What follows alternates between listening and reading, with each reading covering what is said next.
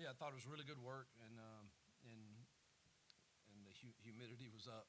I mean, it tested us for sure. And thought legs looked a little heavy, but that's to be expected probably in day 4. They've lost so much fluid in the first few days with the humidity and heat. But I thought they pushed through it, and obviously without watching the film, it's hard to say. But it looked like there was quite a bit of explosive plays on offense at times, and quite a few negative plays that the defense caused. So um, watch the film and see. But I really thought it was really good work from the start to finish. I thought the specialist field goal unit was obviously didn't have a rush, but they were going through the upright with all the kickers, and I think we only missed one all day.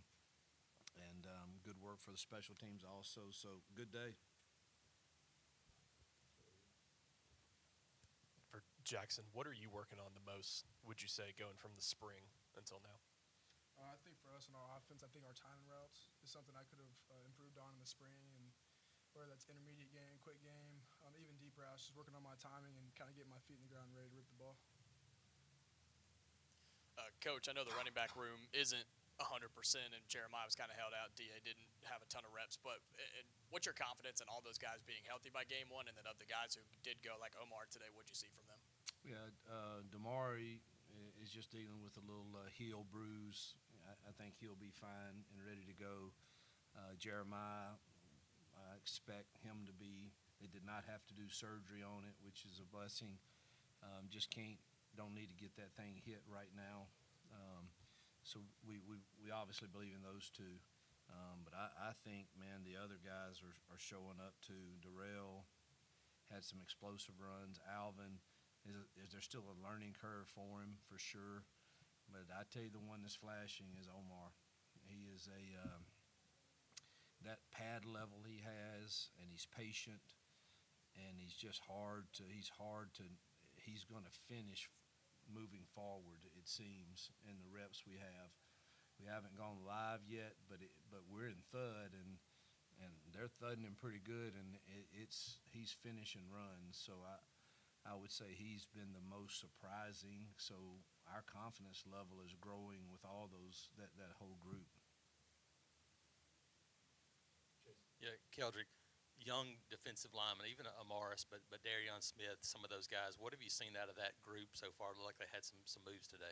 Man, they active at all times. Like when Darion first came in, he was so timid, and he was so impatient to play blocks or even the pass rush. He was laid off the ball, getting active in pass rush.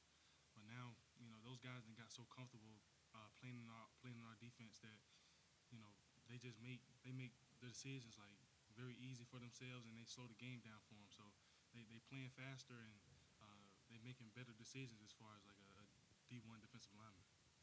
Yeah, I echo what Keldric is saying. Is they are disruptive.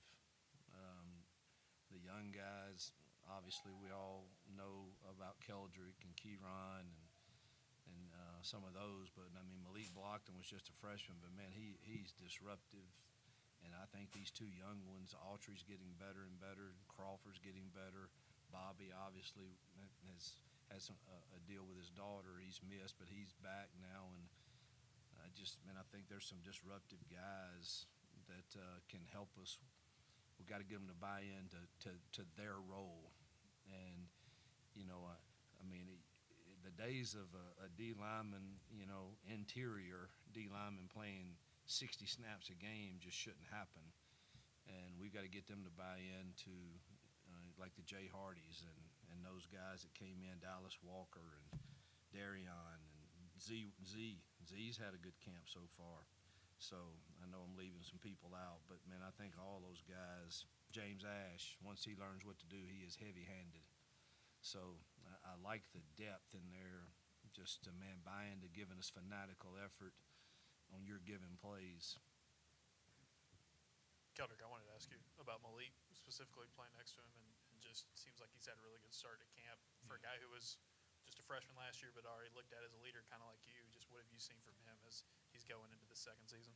Man, Malik football intelligence is extremely high, especially for his classification. Like he's nothing but a sophomore, but his football intelligence is crazy. Like he recognizes plays before they even happen. And with him doing that, man, he gets the other three guys on the line playing even faster than what we've been playing. Like he makes plays within our defense, but he using his own swag to it. So Malik's a true ball player. He's just not a football player. He's a true ball player.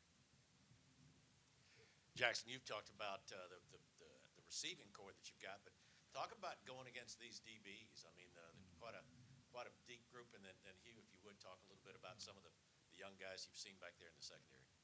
Yeah, I mean, I love the DBs we have because it pushes our receivers to get better too. And when we have competition like that going against each other, it just makes them better day in and day out. And for me, being able to go against corners like that makes me better because of certain things they do, certain ways they trigger on the ball, certain tendencies that they have. It makes me see how a good corner is supposed to play. And alongside that too, like it's making our receivers better. So when we go into that first game against Baylor or against whoever we go into throughout the season, man, those guys have seen the best of the best right now. They're playing against the best of the best right now, and it'll make the whole season a whole lot easier for them. Yeah, we've added great depth there, and I don't think there's any greater motivator than competition. When you have somebody behind you that's like, oh, this guy can take my reps because he's a dang good player too, I think that's the greatest motivator you can have. And we're finally kind of at that point. Everybody talks about Kaylee and Jay Crawford, two really, really good players. Crawford had another pick today, and they keep showing up, and they're getting better. But you start adding, people to them like the freshman Woodby and Starr, and not just them, but guys with experience like Strader and Pleasant. Now you're talking about 6 deep in that corner room, and we hadn't even talked about Champ Anthony, who's not quite, healthy, and even Amon Lane Gaines has quick twitch and speed. So the depth there at corner is definitely much better than it's been, and it's good because we'll need them to push, and we want them to stay fresh also because those guys are also people that are going to be playing on special teams, and that makes our special teams better and faster. Coach Nix gets inducted tonight into the Mississippi Sports Hall of Yeah. Fame. Your home state, do you have a sense of what that means to him? Yeah, I had that on my list to talk about before we left, and glad you brought it up. I've been with Derek Nix, or we've been together for a long time, and I even knew of him. Obviously, I went to Southern Miss. He went to Southern Miss. He was a legend there. He's a great running back, but the thing about Derek Nix is he's a better human being than great football player, great coach, but man, he's a great human being, and that is a huge deal in that state. That Hall of Fame is a big deal. You're going in there with some legends, and wish I could be there. I did talk to him this morning and said, man, enjoy the day. We're so proud of you, and glad his family can be there with him, and it's a big deal. So congrats to D. Nix. You got time for 3 more. So Jason, Peter, and then Nathan. Jackson, we talked to you in Atlanta about kind of the bonding that you did over the summer and you guys did as an offense. How much have you seen that carry over early in camp from a timing standpoint with the receivers, all the things you've done? How beneficial has that been? Yeah, it's been big.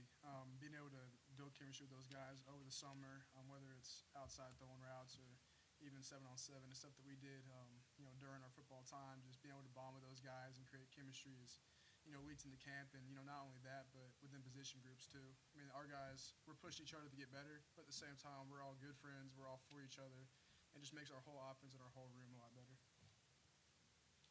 For Hugh, back on the DBs, it seemed like Strader had a good day today. What does he bring to that room? And then Pleasant didn't seem like he was out there today. Would you have Yeah, he an had update on him? Pleasant has a sprained ankle. Don't think it's anything to be concerned about. X-rays were good, but couldn't go today. But again, now Strader steps in, and I thought he was physical at the line of scrimmage, and made some good plays on the ball, and just speaks to our depth there right now. And heck, we're not even talking about the safeties. I think there's some good things going on there too, and they're really active. And the linebackers, we are so much faster at linebacker right now. I mean, those with Dees and Melendez and Xavier Atkins is man, when he sees now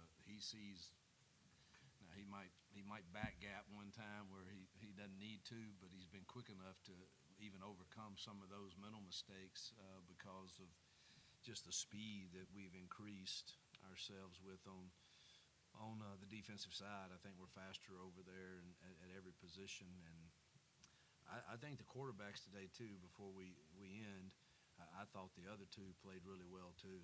I thought there were some really good things from both Deuce and Ashton also, and we had one pick which we got to get cleaned up, and he should not have. I could see it happening, and we'll get that cleaned up because the whole deal with these guys, they're so talented.